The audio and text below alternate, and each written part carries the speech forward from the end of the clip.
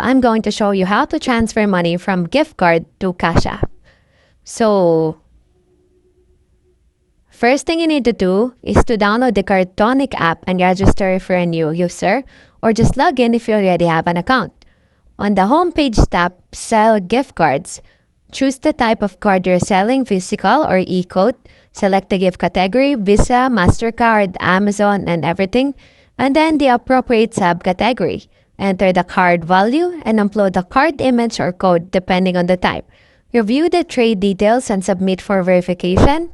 Once approved, the cash is credited to your Cardtonic wallet. You can then transfer it to your bank account at any time. So after you got it to your bank account, open Cash App on your phone and log in. Tap on the Money tab or My Cash depending on your app version. Tap Add Bank or Link Bank if you haven't already connected your bank account. Once your bank is listed, tap Add Cash and enter the amount transferred from Cardtonic. Confirm the transfer, and just like that, the money lands in your Cash App balance ready for use.